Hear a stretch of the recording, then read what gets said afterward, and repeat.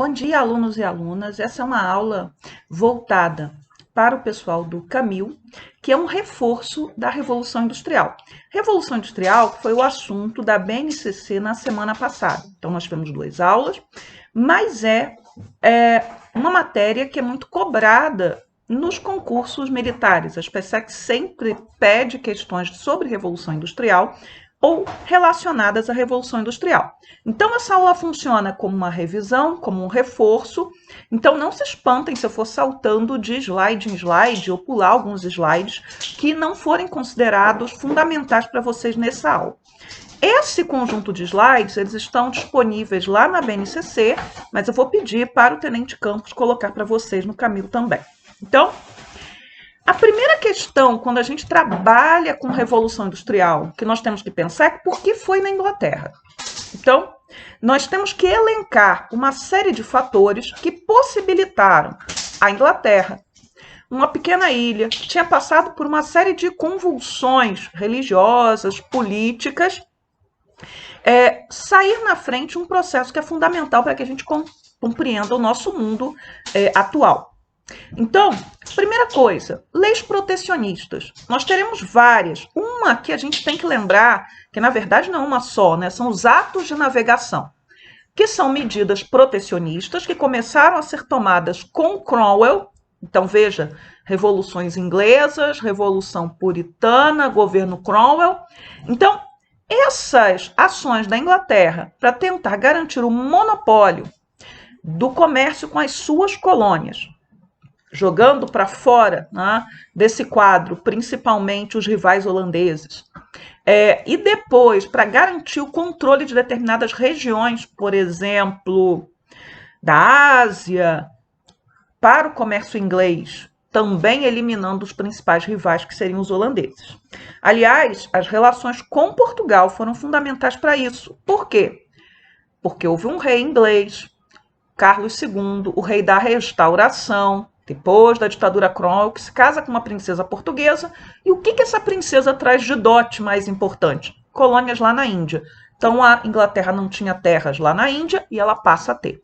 Um segundo ponto, que é fundamental, a política dos cercamentos. A política dos cercamentos implica em você pegar aquelas áreas comuns das grandes propriedades rurais, que podemos chamar de feudais, e você transformar essas áreas comuns em áreas para a criação de ovelhas, ovelhinhas ali, ou plantação em maior escala de algum produto agrícola que seja do interesse comercial. Então, as terras que eram exploradas pelos camponeses, tradicionalmente tinham o direito de explorar essas terras, eles não terão mais.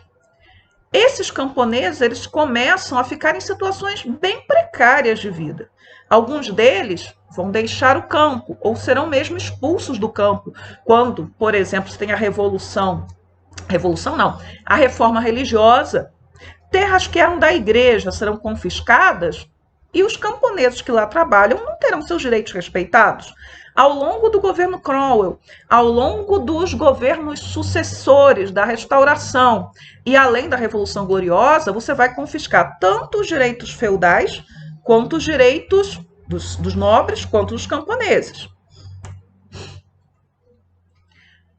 Outros pontos. O governo Cromwell é uma ditadura, houve um momento, inclusive, em que o parlamento vai ficar fechado. E durante o governo Cromwell, as políticas, né, que vão confiscar esses direitos feudais de camponeses e dos senhores que lutaram contra os puritanos, lembrem, na Revolução Puritana, a maioria dos nobres que tinham mais terras, que eram mais poderosos, ficaram com o rei. Nós temos o avanço da mercantilização do campo. A mercantilização do campo, essa legislação, está ligada àquilo que a gente viu na nossa primeira aula do itinerário, que foi conjunta, em que eu falei da Revolução Agrícola. Ela acontece, você tem legislação que moderniza o campo, tornando esse campo capitalista, por assim dizer, e você tem, no mesmo momento, em conjunto, uma série de invenções, de pesquisas, de coisas práticas que vão ser colocadas ali em andamento e que vão possibilitar o quê? Um aumento da produção agrícola inglesa. A seguir, nós temos as chamadas Poor Laws. Quem assistiu minha aula passada Eu fiz referências Poor Laws pensando que eu tinha dado aula de Revolução Industrial. Foi o Coronel dos Anjos. Então estava nos meus slides, mas eu não tinha falado para vocês. O que são as leis dos pobres? São legislações que tinham o intuito de disciplinar, principalmente aqueles que não tinham domicílio, que não tinham terra, que viviam, enfim, da mendicância. Ao longo do século XVII, século XVIII, século XIX, vão ser criadas as chamadas workhouses, casas de trabalho. Então você vai pegar esse miserável que estava mendigando e que muitas vezes era punido por isso, punido inclusive com mutilação, caso fosse reincidente, perder uma mão, perder uma orelha, ser mandado para a América para trabalhos forçados, ele vai ser colocado para trabalhar. Essas workhouses elas poderiam ser, efetivamente, lugares muito rígidos, de grande exploração dessa mão de obra, ou não. Mas elas são fundamentais para que você possa acelerar o processo de revolução industrial. Falaremos disso daqui a pouco. Quando eu dei aula do Locke, então a aula passada do itinerário, eu falei que o Locke, por exemplo, ele defendia uma legislação mais dura em relação aos miseráveis e que as workhouses fossem, inclusive, para crianças a partir dos 3 anos de idade. Pai do liberalismo político. Ele também está articulado com esse processo de mudanças econômicas. Bem, um outro ponto, influência das ideias calvinistas. E vocês vão ver, provavelmente esse ano, Max Weber, A Ética Protestante e o Espírito do Capitalismo. É um dos livros mais importantes da sociologia. E o Weber, ele tem uma teoria que ele defende ao longo de todo esse livro, de que, a humanidade tinha chegado ao ponto de dar o salto para o capitalismo várias vezes, mas faltava esse fator mental. Então, nos países que eram calvinistas ou de forte influência calvinista, você consegue dar esse salto para o capitalismo. Então, as influências mais importantes, a justificação do trabalho. O trabalho deixa de ser visto dentro das sociedades calvinistas como um castigo e passa a ser vista como uma missão dada por Deus. E o lucro, fruto desse trabalho, ele é disciplinado. Além disso, nos países calvinistas ou de influência calvinista, você vai ter uma ênfase maior na disciplina e na austeridade. Então, eu vou trabalhar porque Deus quer que eu trabalhe, é minha missão trabalhar. Vou trabalhar minha vida inteira. Serei disciplinado, cumprirei os horários, não vou perder meu tempo com festas, com dissipação, com nada que possa desviar a minha atenção do meu trabalho, que é uma missão de Deus. E como eu também sou estimulado a ter austeridade, eu não vou pegar aquele dinheiro que eu ganho e vou investir, por exemplo, em grandes festas, em carruagens e nada disso. Eu vou pegar aquele dinheiro e vou investir para fazer mais dinheiro. Sim, eu poderia dizer, nos países calvinistas você tem também um grande apreço pela educação. Então, parte desses capitais poderiam ser investidos, por exemplo, na fundação de escolas, universidades. A Universidade de Harvard, por exemplo, vai ser fundada muito cedo nas 13 colônias. Então, vamos lá. Então, uma mentalidade calvinista favorece aquilo que a gente chama de acumulação primitiva de capitais, algo fundamental para o desenvolvimento do capitalismo. As leis protecionistas. Vou dar 2 exemplos de legislação protecionista que auxiliou o salto que a Inglaterra deu. Uma delas foi uma lei de 1700 e depois foi reiterada em 1721 que proibia a importação de tecidos de luxo. Quem consome tecidos de luxo são os ricos. Então, tecidos que eram importados do Oriente não poderiam mais entrar na Inglaterra, a não ser por contrabando. O que eu estou querendo fazer? Eu estou querendo obrigar os ricos a comprarem o produto nacional. Ou comprarem aquele produto importado que é pesadamente tributado. Não são leis voltadas para os pobres. Os pobres ou eram obrigados a fazer seu próprio tecido, ou acabavam comprando o tecido produzido no próprio país. Algo importante também que pode ser enquadrado nessa legislação protecionista e tem a ver com Portugal, e já houve questão em prova das PSECs e de outros concursos com isso, é o Tratado de Methuen. Talvez vocês lembrem disso. Do ano passado, deve ter sido assunto da aula de vocês, o Tratado de Methuen também é conhecido como Tratado dos Panos e Vinhos. Então, nessa aproximação entre Portugal e Inglaterra, que para Portugal era fundamental para se proteger de inimigos mais poderosos como Espanha ou a própria França, Portugal se aproxima da Inglaterra e faz uma série de acordos. Então, o casamento real, as colônias na Índia que vão parar nas mãos da Inglaterra, mas também um acordo que implicava o seguinte: a Inglaterra iria comprar os vinhos portugueses, ela estava em guerra com a França, então ia boicotar os vinhos franceses. E, em contrapartida, os portugueses comprariam os tecidos ingleses. E aí abriu a porteira, porque entrava de tudo. Essa legislação, ela gera problemas para Portugal. Por quê? Bem, os vinhos portugueses não compensavam esse desequilíbrio na balança comercial. Portugal comprava muito mais da Inglaterra do que a Inglaterra de Portugal. Aquela manufatura de tecidos portugueses que estava em desenvolvimento, ela vai ser morta no nascedouro, porque os tecidos ingleses já eram melhores naquele momento e eram mais baratos. Então, parte do ouro brasileiro acaba passando principalmente para mãos inglesas.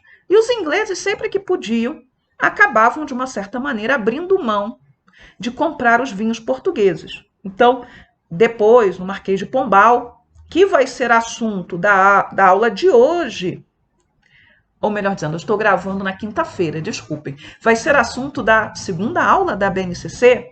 O Marquês de Pombal, que é um déspota esclarecido, ele tinha sido embaixador na Inglaterra, ele vai arrumar uma confusão na Inglaterra porque ele vai se insurgir contra essa forma como os ingleses faziam o seu comércio, prejudicando Portugal, quando o tratado deveria ser um tratado igualitário. Essa íntima ligação Portugal-Inglaterra vai fazer com que Portugal fique cada vez mais dependente da Inglaterra. E quando vem a independência do Brasil, e antes até a vinda da família real portuguesa para cá, a dependência Portugal-Inglaterra, ela acaba de uma certa maneira sendo transferida para o Brasil, mesmo depois da independência. Então, isso prejudica o desenvolvimento da indústria nacional. Mas isso é assunto para o nosso terceiro trimestre. A divisão social do trabalho, ela precede o uso da máquina dentro das maquinofaturas e precede a indústria. Então, muitos autores, eles usam como base, inclusive o Adam Smith para isso, eles vão apontar o seguinte, que a máquina ela tem um efeito importante na dinamização da produção, porém, antes disso, você vai dividir as tarefas. Então, o Adam Smith ele tem um texto que ele fala da fábrica de alfinetes, e ele vai mostrar que cada funcionário dentro daquela fábrica, daquela linha de montagem de um alfinete, que é um produto muito simples, vai fazer um pedacinho da produção. Isso é muito diferente do que acontecia na Idade Média, ou no modelo medieval de produção, em que você tem a corporação de ofício, a oficina, em que aquele trabalhador ou trabalhadora sabia fazer todo o processo. Agora, você tem a partição, isso começa lá no campo, então você vai criar as ovelhas, antes da lã chegar, por exemplo, na fábrica de tecidos ou ser exportada para a Bélgica, que não existe ainda, a Flandres, vai o quê? Tem um pré-trabalho dessa lã, que é o que a gente vê nessa imagem, que vai ser feito pela própria família camponesa, que tem que complementar a sua renda. Mas veja bem, uma outra questão que se apresenta aí é chamada alienação do trabalhador. Então, o trabalhador ele não tem mais o controle daquele produto que ele faz. Ele só conhece uma pequenininha parte dessa produção. Bem, características da primeira revolução industrial. Matéria-prima, o ferro e o algodão. A fonte de energia é o vapor. Você vai usar água também, mas a gente está falando principalmente das novidades. Predomínio da indústria têxtil. Uma outra indústria que se desenvolve bastante na Inglaterra durante o século XVIII é a metalúrgica, por conta das guerras. Então você vai ter um aperfeiçoamento da produção de armas e armamentos. Ela vai estar presente aí também. Mas a gente sempre fala, qual foi a primeira indústria ligada à Revolução Industrial? Indústria têxtil. Nós vamos ter também as primeiras fábricas que são feitas pela iniciativa privada. Vocês já viram que o governo inglês criou condições para a Revolução Industrial, mas é o capital privado em pequenas oficinas que viram pequenas fábricas que vai, de uma certa maneira, possibilitar esse salto industrial. Nós temos a livre concorrência. No geral, são fábricas pequenas que competem entre si, você não tem a presença dos grandes conglomerados industriais nesse momento. E uma pouca regulamentação estatal.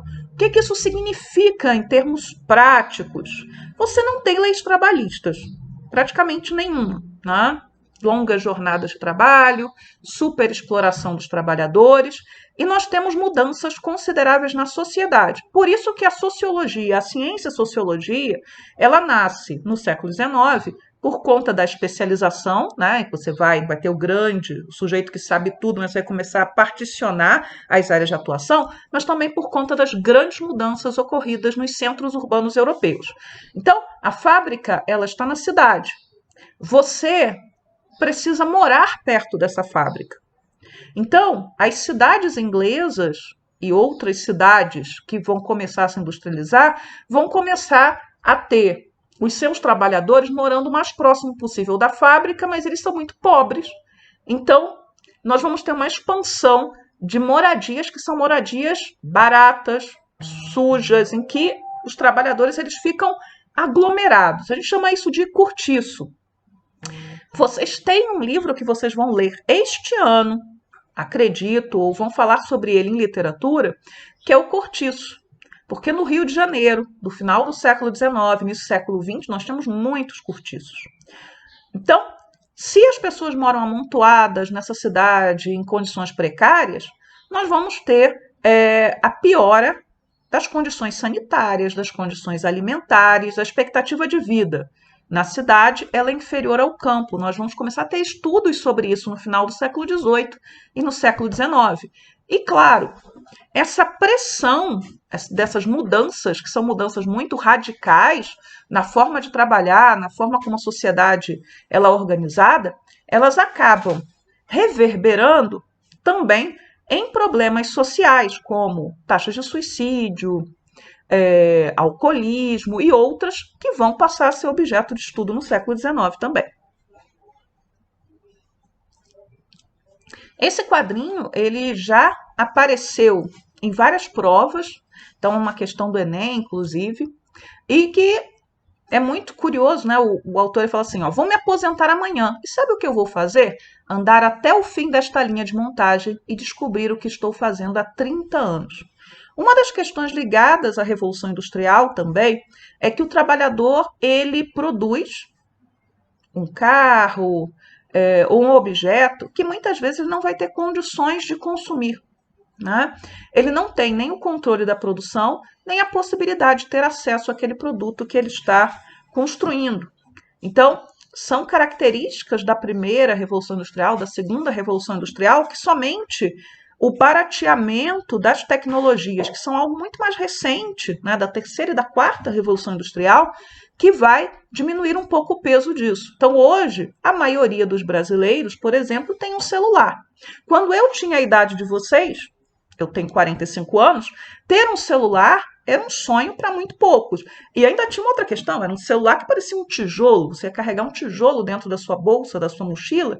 Então, nós tivemos progressos tecnológicos rápidos nas últimas décadas que possibilitaram um maior acesso de bens e produtos a aqueles que em outros tempos não teriam acesso ao produto que eles estavam construindo. Ainda assim, claro, né, nós temos questões que escapam do prático, questões de marcas, qualidade dos complementos, a palavra fugiu, qualidade dos componentes que compõem um determinado produto, que também tem impacto no preço final e no acesso a esse produto. Mas o acesso às tecnologias é muito mais amplo hoje do que foi em décadas passadas. E isso é fruto da Revolução Industrial. Muito bem, novas tecnologias, falando nisso, nós vamos ter a máquina a vapor. Você já tem pesquisas com vapor desde o final do século XVII. Mas é o James Watt que vai tornar viável que a máquina a vapor seja usada na produção têxtil. Então, 1769, ó. Então, a Revolução Industrial acontece no século XVIII, mas o uso da máquina só começa a estar presente da máquina a vapor na segunda metade do século XVIII. Bem, uma das invenções fundamentais para a Revolução Industrial precede o vapor. Era uma máquina movida a água, a Spine Jane, que possibilitou, na sua primeira versão, que você pudesse trabalhar com 8 ou 9 carretéis. Antes o operário trabalhava com um só, e que depois foi sendo aperfeiçoado para que você pudesse chegar a trabalhar com 120 carretéis. Tentem imaginar no quanto isso impacta na produção, no aumento, né, da produção de tecidos e também na diminuição da mão de obra necessária para trabalhar na indústria. São dois fatores que não podem ser separados.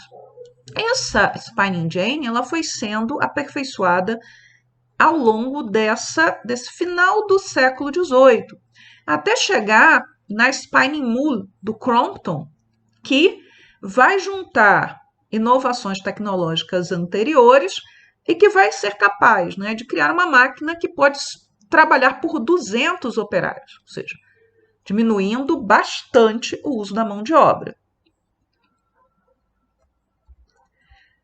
Uma das questões importantes quando a gente pensa na Revolução Industrial é que houve uso em larga escala do trabalho feminino e do trabalho infantil. Ah, professora, então mulher e criança não trabalhavam antes da Revolução Industrial? Não.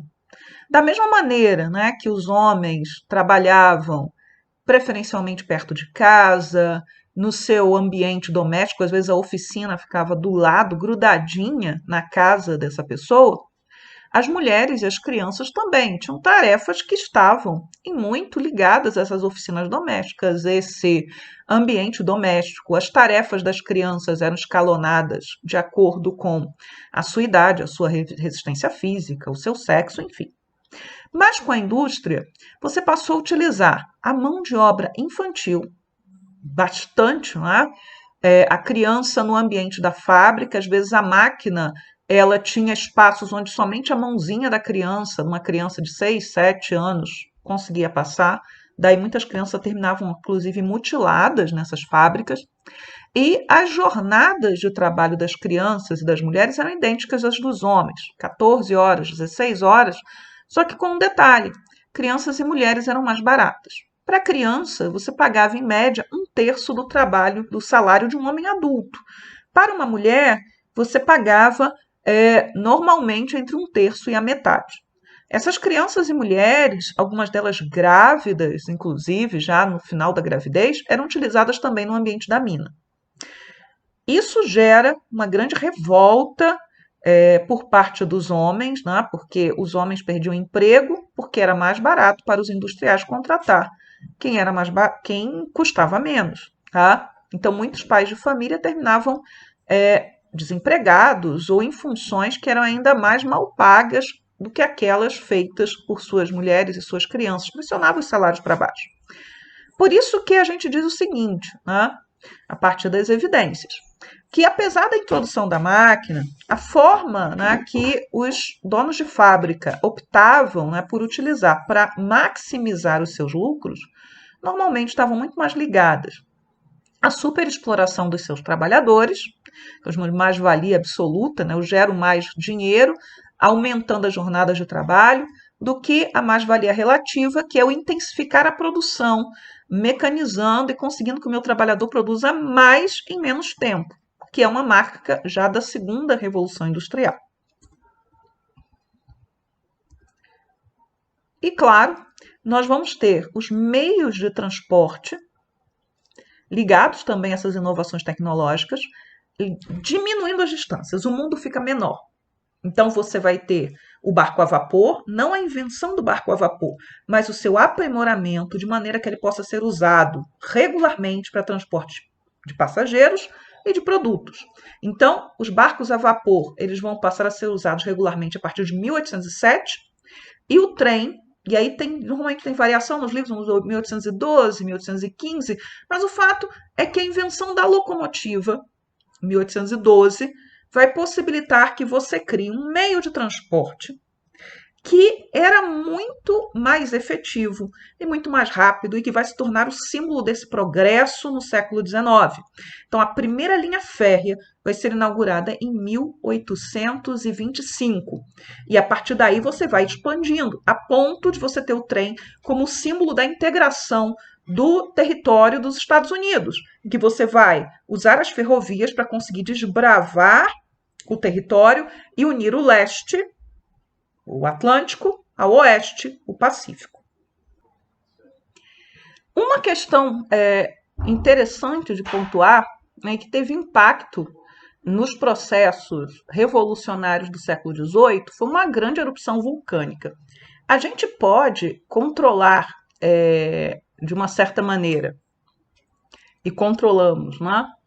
Questões que são questões ligadas às tecnologias, etc., mas você não pode controlar o clima, né? O ser humano ele tem impacto sobre o clima imediato, mas erupções vulcânicas, terremotos, fogem ao nosso controle. Fogem hoje e fugiam lá no século XVIII. Então, houve uma grande erupção vulcânica na Islândia, que vai durar quase um ano, e vai derrubar as temperaturas na Europa, vai ter impacto na América, vai ter impacto no norte da África e vai fazer com que você tenha problemas com a produção de alimentos. Essa erupção, alguns historiadores defendem que vai impactar o processo de Revolução Francesa. No caso da Inglaterra, que vai provocar fome. E os efeitos, eles não são efeitos só imediatos, né? Esses efeitos eles vão durar por décadas. Bem, você tem fome, você tem mudanças na forma de trabalhar, você tem trabalhadores em situação de pobreza ou coisas do gênero, ou miséria, pressão, homens sendo demitidos para serem contratadas mulheres e crianças que são mais econômicos. Então, nós vamos ter o primeiro movimento de trabalhadores da indústria, que é o ludismo. O ludismo é um movimento que identifica como grande inimigo dos trabalhadores a máquina. Então, quando vocês verem lá ludismo, vai estar ligado exatamente a isso. Não se sabe quem é o líder do ludismo ele é meio que lendário, o Ned Ludd, são sujeitos que se reuniam à noite para quebrar máquinas. E às vezes matar donos de fábrica, e às vezes matar magistrados. Então é uma insatisfação com essas mudanças em que você identifica um problema aparente. A máquina é o meu inimigo. Se voltarmos às antigas formas de trabalhar, nossa felicidade será restaurada. Então, temos o ludismo. No iniciozinho do século XIX, nós vamos ter também a organização das chamadas trade unions, que não eram novidade no cenário inglês, porque trade é negócio, né? Então, assim, era a união de trabalhadores de um mesmo negócio, de uma mesma área. Isso já existia desde a Idade Média. Mas as trade unions, elas vão começar a mudar a sua organização, né, de auxílio mútuo, de tentativa de barganhar melhores condições de vida, exatamente por conta da questão da indústria. No início, o governo inglês não reconhece a existência dessas organizações, mas depois elas vão ser, sim, consideradas como legítimas. Agora, outro movimento organizado que vai surgir depois, né, já na década de 1830, é o chamado cartismo. O cartismo é um movimento de trabalhadores, no masculino mesmo, são principalmente homens, porque tinha acontecido uma reforma eleitoral na Inglaterra em 1832. Essa reforma eleitoral, por exemplo, ela amplia a base de eleitores, mas ela não vai estender o direito de voto aos homens operários que não têm propriedade e que não têm uma renda que eles possam declarar. É interessante que a legislação de 1832 é a primeira que vai, por exemplo, dizer que mulheres não têm direito a voto na Inglaterra. Antes você não tinha nada dizendo isso. Então, a reforma de 1832 ela tira o direito de voto das mulheres na lei, né, no texto da lei, e ela não amplia o direito de voto aos homens que eram operários. O que o cartismo queria? O voto masculino universal, secreto para maiores de 21 anos, que os membros do parlamento tivessem salário, porque o pobre ele só vai poder ser candidato ao parlamento e deixar de trabalhar no seu trabalho comum se ele receber um salário, né, para sua função pública no legislativo, que também fosse modificado, que para ser membro do parlamento você tinha que ser proprietário de terras ou de bens, então, para possibilitar o operário e outros se candidatarem.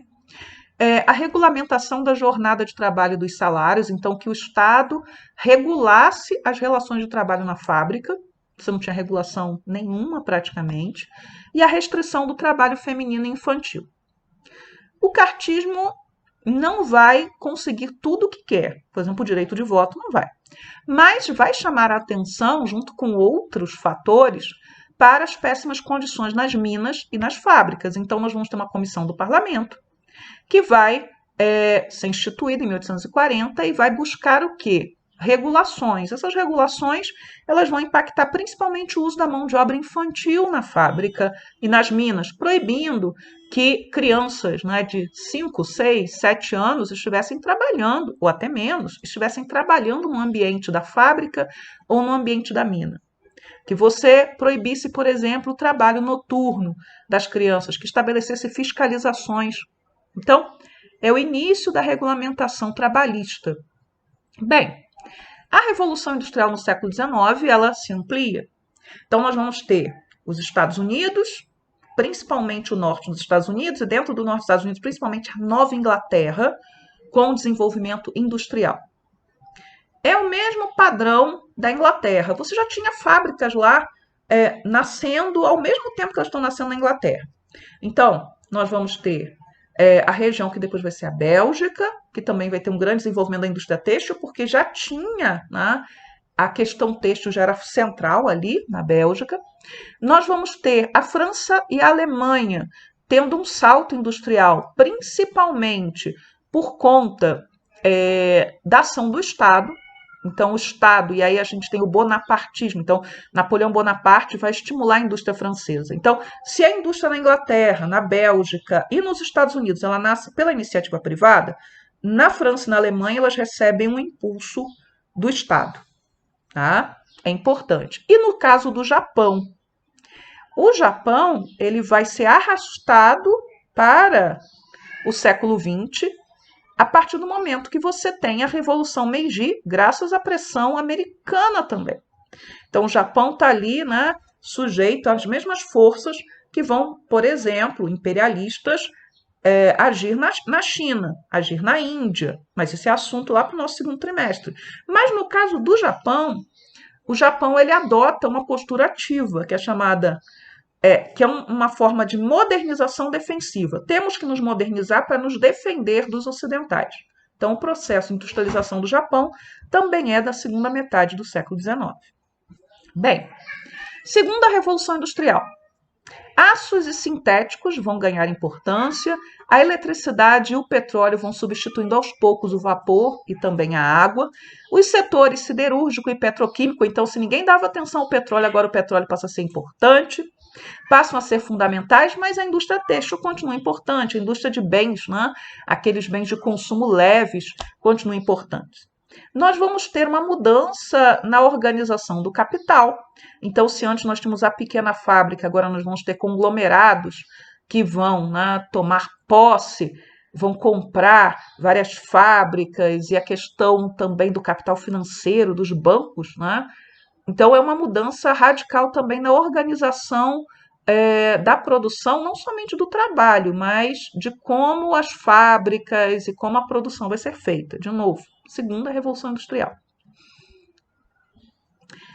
Nós vamos ter um maior uso da máquina, isso é importante, em busca de lugares para reinvestir capital, construir ferrovias, portos, etc., né? Por exemplo, e ter acesso a matérias-primas e novos mercados consumidores, nós vamos ter o imperialismo e o neocolonialismo. Então, é importante, por exemplo, que a América do Sul seja consumidora de produtos europeus, de produtos norte-americanos. É importante conseguir matérias-primas vindas da Ásia. É importante que o Japão, que estava meio que fechado à relação com os ocidentais, se abra para essa relação. Nós vamos ter uma série de invenções que são fundamentais. Motor de combustão interna, o telégrafo, de novo, comunicação, encurtando distâncias, o telefone, o automóvel, o avião, o cinema, a lâmpada. São muitas invenções, né? E o clube dos países industrializados ele começa a ficar um pouquinho maior. Inglaterra, França, Estados Unidos, Alemanha, Itália, Bélgica, Japão. O norte da Itália, não o centro e o sul da Itália, mas o norte da Itália começa a se industrializar também. Então, esse clube aumenta. Nessa fase, né, da Revolução Industrial, que é a segunda fase, nós vamos ter a racionalização da produção. Então, você vai efetivamente diminuir as jornadas de trabalho. Nós vamos ter o Fordismo. Então, Henry Ford implantando nas suas fábricas a esteira rolante, o funcionário não tem mais que se locomover, ele pode ficar paradinho, que a peça vai chegar até ele, para que ele possa fazer a sua parte na produção. Nós temos o Taylor, né, daí o Taylorismo, que é um engenheiro, racionalizando a forma como se trabalha, a articulação, né, mais fina entre o homem e a máquina, para que você possa aumentar a produção sem aumentar os gastos.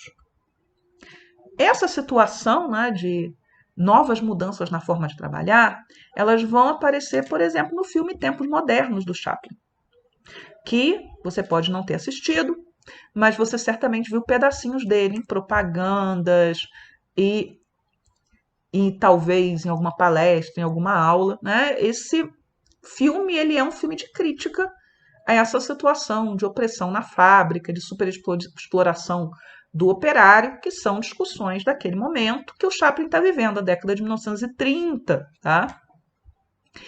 Um pequeno glossário, é importante que vocês conheçam essas palavras, cartel, trust, holding, dumping. Então tem um pequeno glossário aí, para que a gente possa entender jargões que muitas vezes aparecem dentro das questões e que são importantes para a gente entender aspectos dessa segunda fase da Revolução Industrial.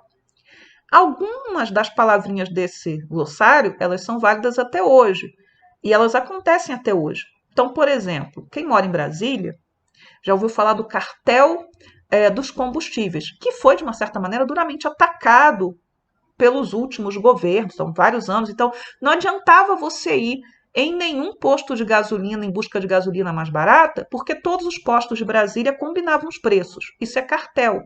Então, você impede a competição, que é uma das coisas fundamentais do capitalismo, para conseguir que todos aqueles membros desse grupo consigam lucrar. E, ao mesmo tempo, você embarrera alterações que poderiam baratear, né, os custos o produto para o produto final. Então, em Brasília não tem uma coisa que tem no Rio e em outras cidades, que é, por exemplo, posto de gasolina dentro do supermercado, de um Extra, de um Carrefour. Por quê? Porque o cartel sempre buscava políticos que iriam impedir que isso acontecesse. Então, cartel, trust, holding, dumping. Se houver dúvida sobre esses termos, vocês podem depois perguntar para a gente, tá? E a segunda Revolução Industrial ela vai despertar muito da imaginação.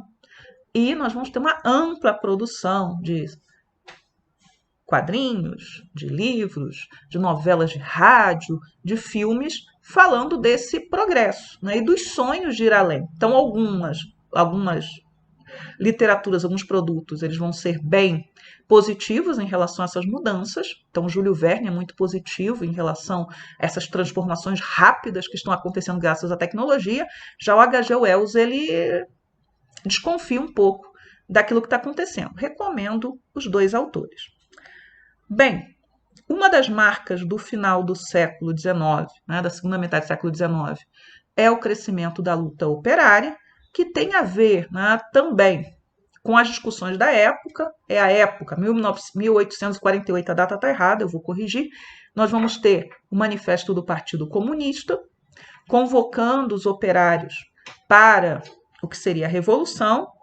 Então, você tem um ambiente de luta sindical, você tem o Manifesto do Partido Comunista, você tem o crescimento das demandas socialistas, e nós vamos ter uma reação que é importante também avaliar, que já apareceu em questões, que é a reação da Igreja Católica, com a encíclica Rerum Novarum, que vai propor o quê?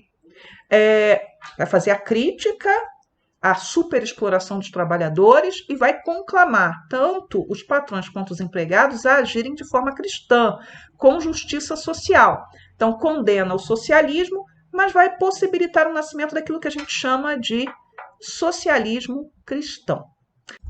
Pessoal, uma última coisa, que é um dos antecedentes da Primeira Guerra Mundial, assunto do terceiro ano.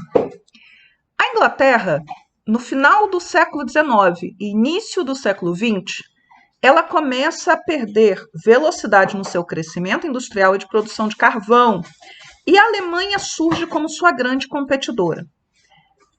A Alemanha não tinha ultrapassado a Inglaterra até 1914, porém, as projeções feitas naquele momento indicavam que a Grã-Bretanha não seria mais a maior economia industrial em alguns anos. História não é ciência exata, economia muito menos.